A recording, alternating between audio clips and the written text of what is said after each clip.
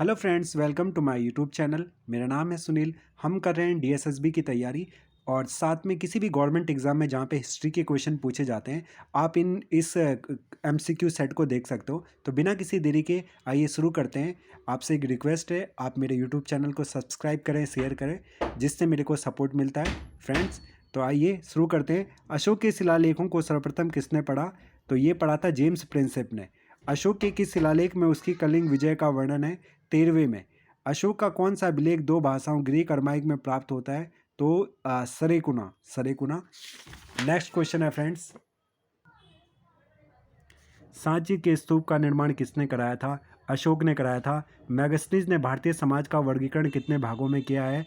तो मैगस्थनीज ने भारतीय समाज का वर्गीकरण 7 भागों में करा है। किस मौर्य शासक ने धम्म का प्रतिपादन किया? अशोक ने करा। निम्न में से कौन सा कथन असत्य है? तो अशोक ने धम्म के प्रचार के लिए महेंद्र एवं संघमित्रा, जो कि उसके बच्चे थे, इनको उसने श्रीलंका भेजा। सही है बिल्कुल। चंद्रगुप्त मौर्य की राजधानी पाटलिपुत्र थी। सही है। अशोक के धम्म की परिभाषा राहुलोवादसूत्र नामक बौद्ध ग्रंथ से ली गई है। सभी कथन सही है। मौर्य काल में विष्टि किसे कहा जाता है? निःशुल्क श्रम को। निम्नलिखित में से किस शासक ने अश्वमेध यज्ञ कराया था? तो पुष्यमित्र शुंग ने कराया था। प्रसिद्ध व्याकरणाचार्य पतंजलि किसके समकालीन थे? पुष्यमित्र शुंग के। शीशे के सिक्के किस राजवंश के शासकों ने चलाए थे? तो सातवाहनों ने चलाए थे। भारत में सबसे पहले किस वंश के शासकों ने सोने के सिक्के चलाए? Indo Greek. किस राजा के शासनकाल में ईसाई धर्म प्रचारक सेंट थॉमस भारत आया था? तो गोंदो फर्निस के। गुप्त वंश का संस्थापक कौन था? ये था आपका चंद्रगुप्त श्रीगुप्त। श्रीगुप्त सही आंसर है। और किस गुप्त शासक ने खोल युक्त सिक्के चलाए? तो कुमार गुप्त ने। और कुमार गुप्त ने ही नालंदा विश्वविद्यालय की स्थापना करी थी। श्रीलंका में के राजा मेघवर्मन ने किस गुप्त शासक से भगवान बुद्ध का मंदिर बनवाने की अनुमति मांगी? तो समुद्रगुप्त से। समुद्रगुप्त को भारत का नेपोलियन भी कहते हैं। चीनी यात्री फाहियान किसके शासनकाल में भारत आया? तो चंद्रगुप्त द्वितीय के। याद रखना है, बहुत इंपॉर्टेंट है। और हिंशांग एक यात्री था, वो आया था हर्षवर्धन के एक काल में। ठीक है। चंद्रगुप्त विक्रमादित्य ने किस उपलक्ष्य में चांदी के सिक्के जारी करे? शकों को पराजित करने पे। ठीक है। और शक संवत भी चलता है 78 ईस्वी वाला। ठीक है, भारत में शक संवत भी चलता है, विक्रम संवत, शक संवत। और अभी जो कैलेंडर को हम फॉलो करते हैं उसको कहते हैं ग्रेगोरियन कैलेंडर। ठीक है, रोमन कैलेंडर। गुप्तकालीन नवरत्न किस शासक के दरबार में थे? तो चंद्रगुप्त द्वितीय के। ठीक है, चंद्रगुप्त द्वितीय में नवरत्न थे। इसके अलावा अकबर ने भी नवरत्न रखे थे। निम्न में से कौन सा कथन सत्य है? तो सभी कथन सत्य है। महरौली के स्तंभ लेख का संबंध चंद्रगुप्त द्वितीय से। सही है। नालंदा विश्वविद्यालय की स्थापना कुमारगुप्त ने करी। भारत पर हुणों का आक्रमण स्कंदगुप्त के समय हुआ। तो सभी कथन सही हैं। गुप्तकालीन स्वर्ण सिक्कों को क्या कहा जाता था? दिनार। मंदिर निर्माण की कला का जन्म सर्वप्रथम कब हुआ? गुप्त काल में फ्रेंड्स। गुप्त स्थापत्य कला का सर्वोत्कृष्ट नमूना है देवगढ़ का दशावतार मंदिर। ठीक है। तो फ्रेंड्स कमेंट करके आप बताइए देवगढ़ कहाँ पे है। ठीक है फ्रेंड्स। सर्वाधिक सोने के सिक्के किस काल में चलाए गए? गुप्त काल में। चीनी यात्री हेनसांग हर्षवर्धन के शासनकाल में भारत आया था। ठीक है। और हर्षवर्धन के शासनकाल के बाद ही हमारे यहाँ पे जो प्राचीन भारत है वो खत्म होता है और फिर मध्यकालीन भारत की शुरुआत होती है। हर्षवर्धन को नर्मदा नदी के तट पर किस शासक ने हराया था? पुलकेशिन द्वितीय ने। कन्नौज के लिए हुए त्रिपक्षीय युद्ध को अंततः किसने जीता? ये जीता था प्रतिहार ने। एलोरा के कैलाश मंदिर का निर्माण किसने कराया? कृष्ण प्रथम ने। स्थानीय स्वशासन किसके प्रशासन की विशेषता थी? चोलों की।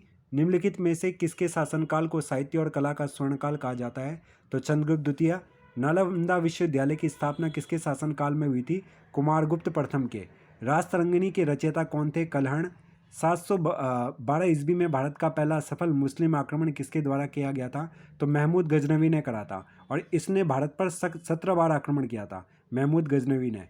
महमूद गजनवी के एक आक्रमणों में सबसे महत्वपूर्ण कौन सा था? सोमनाथ मंदिर पर जो आक्रमण करा था इन्होंने। गुजरात में है सोमनाथ, भगवान शिव जी का मंदिर। वहाँ से अपार सोना और चांदी लूटकर अपने देश ले गए थे। महमूद गजनवी ने भारत पर आक्रमण के समय भारत आए विद्वान अलबरूनी ने किस ग्रंथ की रचना करी थी? तो किताब उल हिंद की। ठीक है, किताब उल हिंद की रचना करी थी अलबरूनी ने। ये बात हमें ध्यान रखना है। एंड भारत का वह पहला शासक कौन था जिसने मोहम्मद गौरी को पराजित किया था? तो मूलराज द्वितीय। और पृथ्वीराज चौहान ने भी 1192 में इसको हराया था। शाहनामा के रचयिता कौन थे? फिरदौसी। फिरदौसी थे। दिल्ली सल्तनत के किस सुल्तान की मृत्यु चौगान खेलते समय हुई थी? चौगान पोलो को खेल है। जिसमें घोड़े पर बैठकर भागते हैं हम, और फिर घोड़े पर बैठकर हम क्या करते हैं, गोल करते हैं एक स्टिक की सहायता से। तो कुतुबुद्दीन ऐबक की मृत्यु हुई थी, ठीक है। कुतुबुद्दीन ऐबक जिसने कुतुब मीनार बनाना शुरू कराया था। कुतुब मीनार का निर्माण किस सूफी की याद में किया गया था?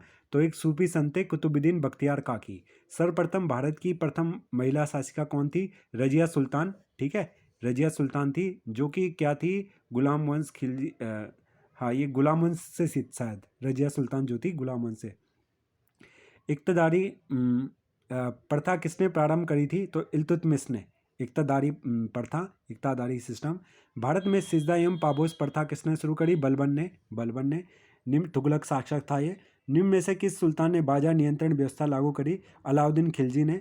स्वराज मेरा जन्मसिद्ध अधिकार है, यह प्रसिद्ध उक्ति किसकी है? बाल गंगाधर तिलक ने कहा है ये, जिनको लोकमान्य तिलक भी कहते हैं। और ये फ्रेंड्स महाराष्ट्र से आते थे, ठीक है, ये ध्यान रखना है। और इन्होंने भारत में शिवाजी महोत्सव और गणेश चतुर्थी जैसे त्योहारों को मनाने की वकालत करी, और कहा कि हम भारतीयों को मनाना चाहिए इन त्योहारों को, जिससे भारतीयों में राष्ट्रीयता की भावना का विकास होगा, ठीक है। तो बाल गंगाधर तिलक।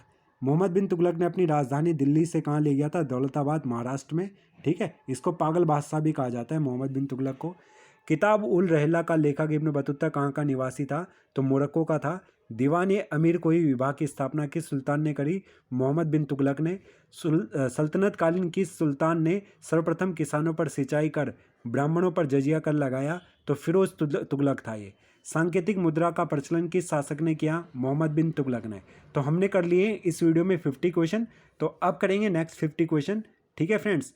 तो आई होप सो आपको ये वीडियो पसंद आई होगी, और फिर मिलेंगे एक नए वीडियो में। आप पढ़ते रहें और मेरे चैनल को सब्सक्राइब करें और सपोर्ट करें। Thank you so much. Have a good day.